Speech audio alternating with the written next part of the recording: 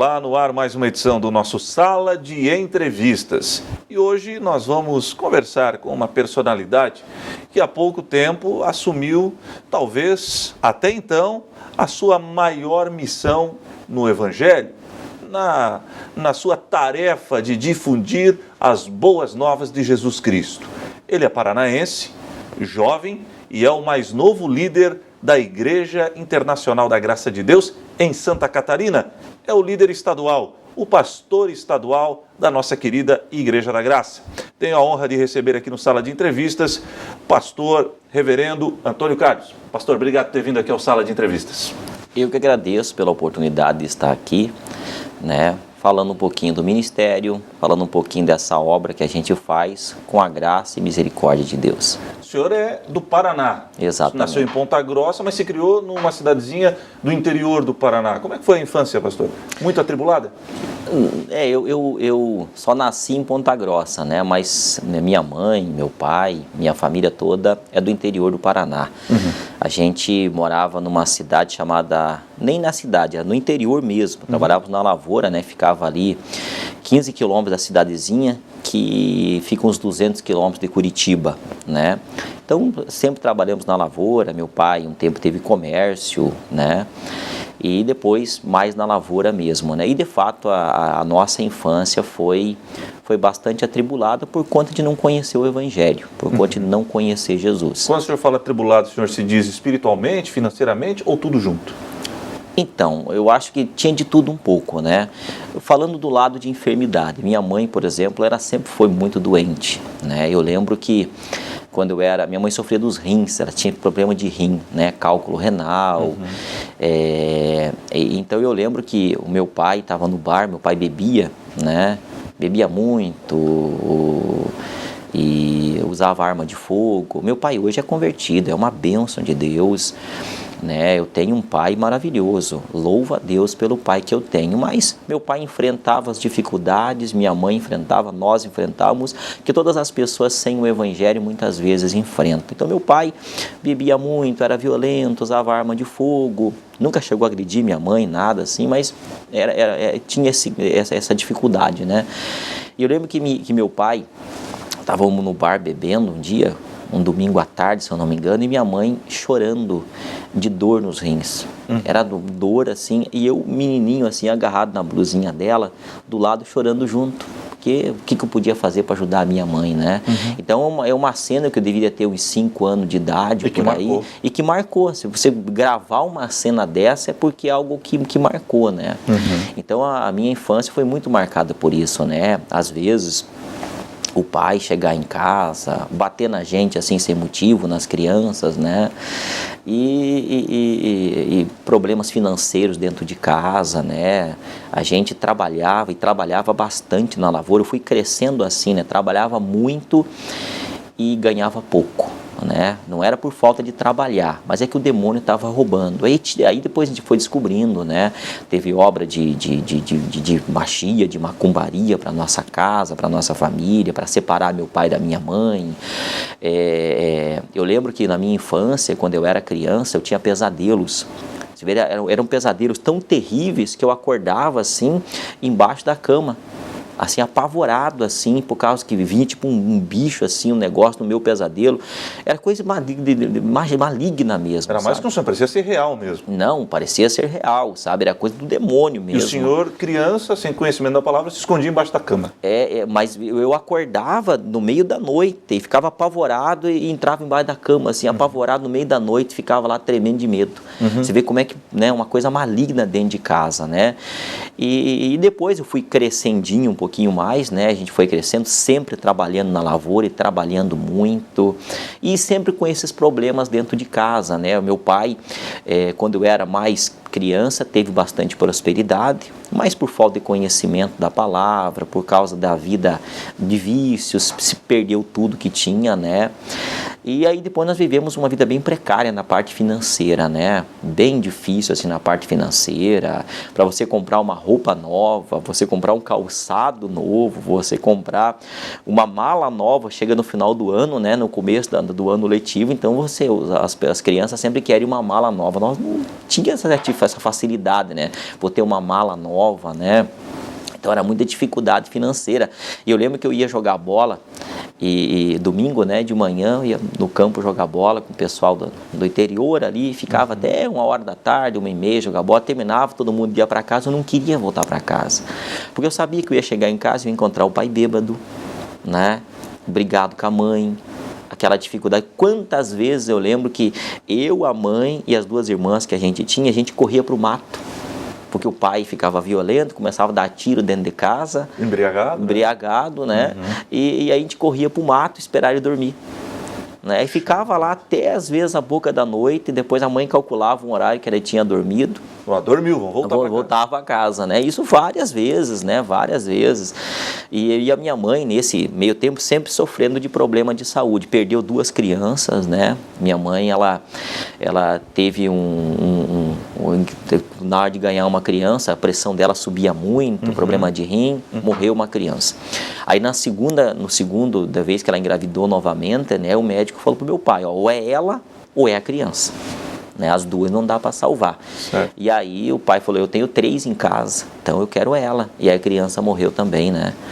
Então, mas tudo isso porque tinha ali a ação do demônio em volta e nós não tínhamos conhecimento da palavra de Deus. Isso durou até que idade, mais ou menos, pastor? Isso durou até por volta dos 13 anos de idade. Já entrando na adolescência. Já entre 13 e 14 anos de idade. Até essa fase eu vivi essa vida assim, nós vivemos essa vida bem assim, atribulada, né? 13, 14 anos de idade. E aí nessa idade que, graças a Deus, que na nossa casa começou a entrar a luz do Evangelho, né? Meu pai um dia chegou do bar, até onde eu me lembro, e falo com meu pai, né? Ele me conta assim, o pai jogava muita cacheta, né? É o jogo de baralho, né? Jogo de baralho. Então, tinha dias que ganhava, quando ganhava, ele chegava alegre. Ganhava um dinheirinho. Quando perdia, chegava triste, né? E aquela coisa de baralho, né? E quantas vezes meu pai no bar se atirou com gente, trocava um tiro dentro do bar ali e tal, e não morreu. Eu conto a história do meu pai até para contar os detalhes. Claro. Meu pai, um dia, um cara encostou o revólver no peito dele e deu um tiro. A bala parou no cano. Né? Não foi adiante. Não morreu aquele dia, a bala parou no cano, porque a minha avó já era convertida e orava muito pelo meu pai.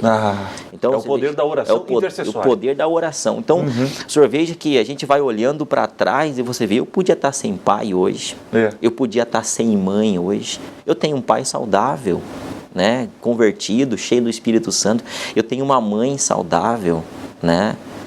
Na nossa casa, na casa do meu pai, hoje não falta nada, a gente tem prosperidade, né? Mas você veja, naquela época o pai tinha 30 e poucos anos ali, na época do vigor da pessoa, nessa época era para você ter prosperidade, e agora então você está mais velho, meu pai está com 66, minha mãe 61, né? Nessa idade era para eles estar então doente, e não agora não, mas eles agora eles têm saúde. Foi o processo inverso. Foi o processo inverso, mas porque quando você encontra Jesus, tudo é diferente. E o senhor lembra? O senhor disse que quando tinha 13, 14 anos, o Evangelho, o sol da justiça começou a entrar na sua casa. Quem foi que foi lá pregar, pastor? Então, a primeira vez que nós tivemos esse contato com o Evangelho, o meu pai chegou do bar, então, eu estava até contando sobre isso, né? Chegou de madrugada, era 5 e pouco da manhã, e foi para a sala, estava meio bêbado também, sentou e ligou a televisão, e estava o missionário pregando. Missionário R.R. Soares. R.R. Soares pregava nesse horário, né? E meu pai ouviu a palavra e nunca mais bebeu. Meu pai nunca mais colocou um gole de pinga, de cerveja na boca, deu nada de alcoólico na boca depois desse dia. Uma vez ele sentou, ouviu e ele falou para minha mãe, falou, olha, tem um pastor na televisão e eu gostei dele. E a minha mãe começou a levantar com meu pai de madrugada para assistir, e 5 da manhã, 5 e pouco, e ela colocava o copo com água que o missionário pedia para colocar, né? E orava ali com o missionário e bebia. E a minha mãe, as doenças começaram a desaparecer. E aí falaram para mim que estavam assistindo, e aí eu comecei a assistir o programa também, né? E nesse meio tempo também tinha um pessoal no interior que nós chamávamos de os crentes, né? Os evangélicos lá no interior, tinha um pastor... Falava para indicar mesmo, para pejorativo, né? Os crentes. Os crentes, pejorativo, né? As pessoas passavam na frente daquele dia culto dele, debochavam, isso, né? E aí eu lembro que nós começamos a ir, porque não tinha Igreja da Graça nem em Ivaí, nem em Ponta Grossa, e eu acho que nem em Curitiba ainda tinha. Nós estamos falando de 1994. Então, Curitiba, a Igreja da Graça, se eu não me engano, começou em 96, 97. Então, nem em Curitiba eu acho que tinha Igreja da Graça ainda. Então, foi bem, né, no antigamente, né, ou já começou a ter igreja, foi assim, mas foi lá bem recente no estado do Paraná. E nós começamos aí nessa igreja dos crentes. E tinha um pastor, o nome dele era Arvino. Pastor Arvino. Era até um pastor da Assembleia de Deus, né, por sinal. E esse pastor Arvino era um homem de Deus, sabe? Um homem assim que hoje ele está com o Senhor já. Mas aí o meu tio, ele tinha um camarada que ele falava que cuidava do terreno dele, que era a divisa com o terreno do meu pai. E esse pastor vinha aos domingos à tarde fazer um culto ali, embaixo de uma árvore, não tinha igreja, não tinha nada. Que beleza. Reunia o povo embaixo da árvore, dava umas 100 pessoas do interior que se reuniam, foi um mover de Deus ali, querendo ganhar aquele povo para Jesus. Que legal isso. E ali nós começamos a frequentar, e fomos frequentando, e ouvindo pela televisão missionário, aprendemos a fazer a oração da cura, aprendemos a determinar, e Deus foi curando a família, começamos a prosperar, né? Nesse ano de 94, nós fizemos plantando fumo, nós plantávamos fumo nessa época, nós fizemos o primeiro lugar de produtividade de todo o município de Ivaí. Opa, a lavoura foi produtiva. Não, a gente ganhou, fizemos 400% a mais do que nós fazíamos, plantando a mesma coisa no mesmo terreno, trabalhando com a mesma pessoa, com as mesmas pessoas. É porque desceu ali a presença de Deus, né? Por mais que a pessoa fale que é fumo, mas eu já vou explicar para as pessoas entenderem como é que foi o processo depois, né? E aí, esse pastor Arvino, nesse tempo, eu lembro que um dia, eu nunca vou esquecer desse dia para mim como se fosse ontem. O pastor Arvino, eu fui sozinho nesse culto, nesse domingo, fui sozinho. O evangelho estava me ganhando, me encantando o coração. Fervendo já. Fervendo. E esse pastor Arvino, ele abriu a Bíblia em Apocalipse 3:20. E ele leu, né? Eis que eu estou à porta e bato. Se alguém ouvir a minha voz e abrir a porta, eu entrarei na sua casa, cearei com ele e ele comigo. Ele fechou a Bíblia. E o pastor Arvino disse assim, né? Ele era muito calmo, assim, o Senhor já ele falou, olha, Jesus está batendo na porta do teu coração, né? Se ele quer entrar, ele quer te salvar. Você vai deixar a porta do teu coração fechada? E eu lembro que eu comecei a chorar na hora. E eu, quando me lembro desse dia, eu me emociono. O senhor está emocionado agora? Porque foi naquele dia que eu nasci de Deus. Naquele dia eu encontrei Jesus. Naquele dia eu me tornei uma nova criatura. Então, eu lembro que naquele dia eu levantei chorando, fui na frente e dei minha vida para Jesus. Eu nunca me esqueço, naquele dia eu encontrei Jesus como meu Senhor e Salvador, né? E o tempo foi passando, depois o missionário, se eu não me engano, em 96 veio em Imbituva. Imbituva é uma cidade que dá ali uns... quase 100 quilômetros do interior que nós morávamos. Ele marcou, nós assistimos pela parabólica o missionário, né?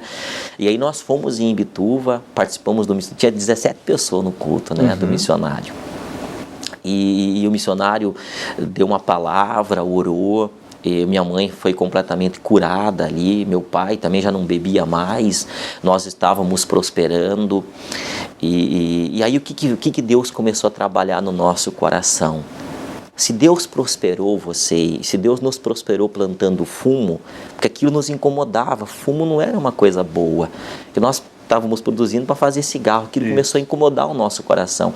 E a gente começou a pensar, bom, se Deus abençoou plantando fumo, Deus então pode abençoar plantando feijão, plantando milho, plantando qualquer outra coisa, né?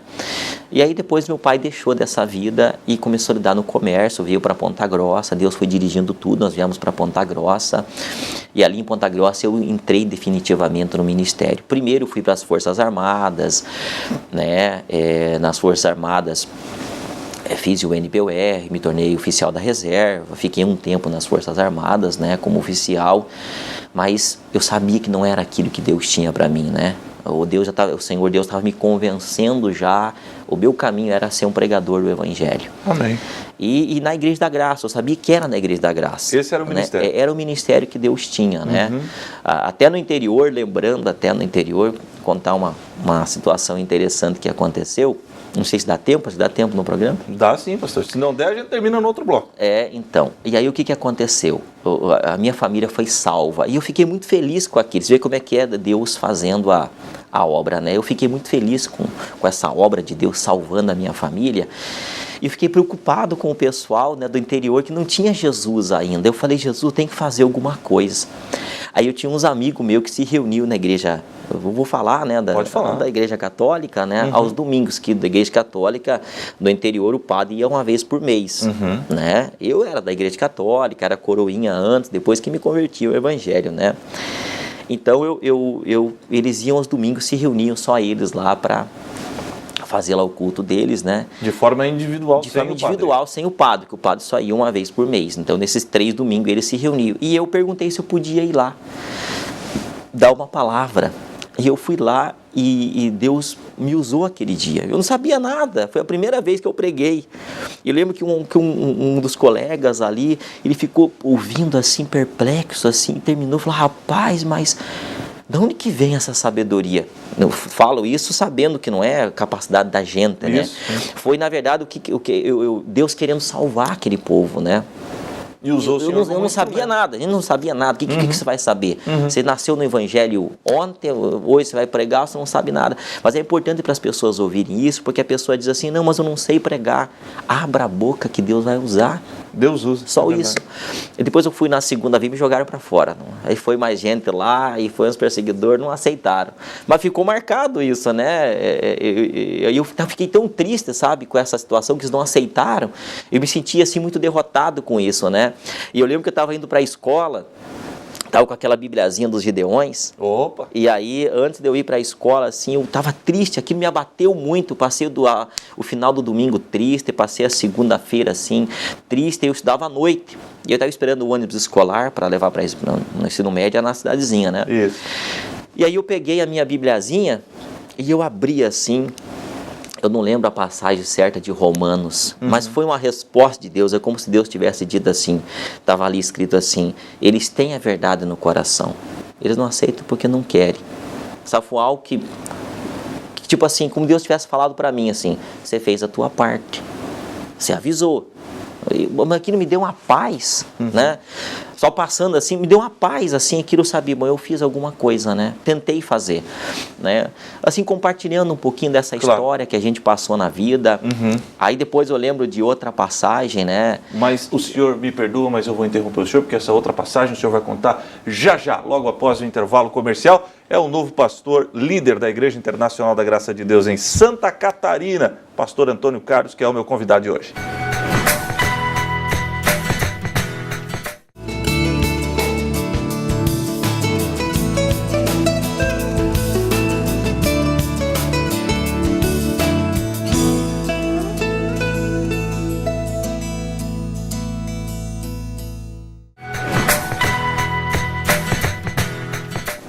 Estamos de volta com Sala de Entrevistas. Hoje, meu convidado, pastor Antônio Carlos, ele que é o mais novo líder da Igreja Internacional da Graça de Deus em Santa Catarina. Depois desta situação envolvendo os seus amigos católicos lá do interior, o senhor estava dizendo para mim no final do outro bloco que tinha uma outra situação que também marcou o seu início de ministério, digamos assim, porque já era início de ministério, né, pastor? O senhor já começava a pregar, mesmo sem ter esse entendimento, mas Deus já sabia que era o início do seu ministério ali, né? Eu acho que Deus, ele escolhe, né, tem um plano, um propósito para cada pessoa. A gente não faz o que faz porque é mais qualificado do que outros, mas pela misericórdia e graça de Deus. É verdade. Né? E comentei agora desses amigos católicos, não desmereço nenhuma pessoa, né? Na verdade, meu intuito sempre foi tentar ir lá para mostrar para elas aquela coisa boa que nós recebemos, porque, poxa vida, a minha mãe era doente, agora a minha mãe tinha saúde. O meu pai era bêbado, dava tiro dentro de casa, era violento, colocava a gente de joelho, às vezes assim, pegava a vara começava a bater, e nós falávamos, pai, mas nós não fizemos nada, e o pai falava, mas vamos fazer alguma coisa, né, bêbado, é uma coisa até meio assim que hoje você conta, é meio até cômico, né, o negócio, mas se pense você no lugar daquela criança ali, né, então... Era uma situação muito difícil, né? Então, eu via a nossa família ser transformada e eu queria que o nosso bairro ali, também o interior, o lugar onde nós morávamos, também compartilhasse dessa bênção, né? Mas, enfim, né? Aí eu lembro que o meu avô, aí eu contando do meu chamado agora, né? Certo. Isso foi um ponto, e o meu avô, ele morava mais no interior ainda, né? E o meu avô veio na casa do meu pai e na hora de ir embora ele me chamou para conversar. E ele disse assim, meu neto, eu tenho que falar um negócio para você. Essa noite eu tive um sonho. E nesse sonho apareceu um anjo de Deus. E esse anjo de Deus me mostrou você num púlpito pregando. E falou para mim, o teu neto vai ser um pregador do evangelho. Me contou isso aqui e eu guardei aquilo para mim. E fiquei pensando, poxa, bacana, né? Fiquei assim, meio sem entender bem, mas, né? Aí tudo bem, passou aquilo ali. Alguns dias depois eu estudava na cidade de Ivaí, né? Na cidade que era próxima do ano escolar. E eu indo para a escola, eu passava todo dia na frente de uma igreja evangélica. Não vou falar o nome da igreja, mas todo dia eu passava, uma tradicional, assim, todo dia eu passava na frente daquela igreja evangélica. Nunca me interessei de chegar. Nunca também ninguém me convidou para ir lá. Mas naquele dia eu cheguei, parecia que alguma coisa estava dizendo para mim, você tem que ir nessa igreja. Você tem que ir nessa igreja hoje. Aquele dia eu não fui para aula. Eu desci, minha avó morava na frente da escola, né? A mãe da minha mãe morava na frente da escola. Eu fui lá, deixei a mala e eu fui nessa igreja. Quando eu cheguei lá, o culto já tinha começado, né? O presbítero estava fazendo lá a parte dele, depois o pastor ia entrar. Detalhe, o pastor nunca tinha pregado lá. Era um pastor convidado. Ele ia fazer só aquele culto e ia embora. Certo. Então, quer dizer, Deus marcou um encontro entre nós dois naquele lugar. Eu não sabia, ninguém me convidou, ninguém me falou nada, né? E aí eu cheguei, entrei, sentei assim, e o pastor estava lá, eu estava lá sentado esperando o presbítero fazer a parte dele, depois o pastor tomou o microfone para pregar, né? Pegou o microfone para pregar. E ele falou, irmãos, essa noite, eu orando, Deus me deu num sonho, depois, né, quando eu orei, depois fui dormir, Deus me deu num sonho uma visão. E ele falou para mim assim que ele ia levantar um pregador hoje aqui. Ele falou, você vai ungir um pregador amanhã lá, na igreja. E eu cheguei aqui, eu olhei, por favor, falo isso assim Claro. Eu reconheço que não sou nada, isso aqui é tudo misericórdia e graça de Deus. Nós contando essa caminhada, né? E ele falou, amanhã eu vou ungir um pregador, amanhã você vai ungir um pregador lá. Isso na visão dele? Na visão, no sonho dele. Ele falou, certo. Amanhã você vai ungir. Eu cheguei aqui, olhei vocês, ele falando, né? E não era ninguém. Não era ninguém. Ele falou, Senhor, quem que é? E não era ninguém. Mas daí aquele rapaz entrou. Aí o Espírito Santo falou para mim, unja que é ele. Ele nunca tinha me visto. Eu nunca tinha visto ele. Aí ele me chamou na frente, eu fiquei de joelho. Ele colocou a mão, me abençoou. A igreja veio lá, eu nunca tinha visto aquela igreja, aquele povo, e me oraram em mim ali, me abençoaram. E eu penso que ali foi Deus confirmando, né, que Ele tinha esse propósito para mim, né, de ser um pastor, um pregador. E depois, orando a Deus, Deus foi deixando muito claro para mim, o meu ministério era na Igreja da Graça. Deus tinha me chamado para cá, para esse ministério, para essa igreja, né. Depois, outros fatos que foram acontecendo na vida foram deixando muito claro. Então, hoje, eu digo para as pessoas com toda a convicção, eu não tenho outra missão nessa vida a não ser um pregador do Evangelho. Anunciar as boas novas. Fui chamado para isso, Deus me levantou para isso, e entendo plenamente que o meu ministério, o cumprimento dessa obra, é na Igreja da Graça de Deus, né? Então, eu fico feliz com essa missão que Deus me deu, de estar aqui no estado de Santa Catarina. Reconheço que é uma missão grandiosa. Essa é a minha próxima pergunta, porque o senhor contou o início da sua vida com Cristo, o início do seu ministério, quando foi ungido por um pastor que o senhor não conhecia e que ele também não conhecia o senhor, e até que chegou o ponto que o pastor Antônio Carlos recebeu a missão de liderar o ministério em Santa Catarina. Como é que o senhor recebeu esse convite e se de fato é até então o maior desafio na sua vida ministerial? Sem dúvida, eu penso que sempre que a gente vai chegando num momento, aquele é o maior desafio. Por exemplo, o dia que eu assumi a minha primeira igreja, era o maior desafio da minha vida, né, naquele momento, né? Então, assim, a gente vai vivendo e hoje sim, de fato, é o maior desafio que eu recebi até então, né, na minha caminhada. E eu digo assim, dentro do meu coração, assim, eu recebo com alegria essa missão. Dentro do meu coração, eu sentia que alguma coisa dessa forma iria acontecer, né? Eu acho que Deus ele vai preparando você de antemão para tudo. Você não sabe do dia de amanhã, mas você dentro do teu coração, vivendo a tua vida com Deus, você tem percepção que alguma coisa vai acontecer no teu futuro. Então Deus já vai te preparando. Então o dia que chegou essa missão para mim, né, é claro que a gente fica assim meio que, né, assustado, né, com a missão, mas eu orei a Deus, busquei a Deus, reconheço a grandeza da missão, reconheço que não se realiza essa missão sozinho, né? A primeira pessoa que a gente precisa para que essa missão se realize é o Senhor Jesus. É verdade. É a comunhão com Deus, é a comunhão com o Espírito Santo de Deus. Porque como diz a palavra, em vão vigia o sentinela se Deus não... Sim, então sem Deus não tem como. A comunhão com a palavra e a oração. E depois a equipe, né? Os pastores do Estado, né? As lideranças do Estado, os pastores que fazem obra no Estado, os obreiros. Então a obra, ela precisa desse corpo, né? Porque a Bíblia Sagrada diz, né, que num corpo tem muitos membros, né? E cada um tem a sua função. Então, sua importância. Então é essa união, todo mundo trabalhando junto. Então esse é o meu propósito, sabe? E qual a sua visão da igreja atual? Muitos dizem que a igreja está decadente. Outros dizem que a igreja cresce, que o Brasil nunca teve tantos evangélicos, mas que continua chafurdado em corrupção, que os evangélicos não estão fazendo a diferença. Como é que o senhor observa o atual momento do país, como a igreja evangélica caminha junto com o país e como a igreja evangélica pode ajudar o Brasil a sair dessa situação? Olha, eu vejo assim, sabe? Eu vejo que fazer parte de uma igreja é fácil, ser de Deus é outra coisa, né? Nós temos... Eu vi uma citação num livro uma vez que eu guardei para mim. Antigamente, a gente era um povinho, poucas pessoas, né? Era como um poço de água. Era pouco, mas com profundidade.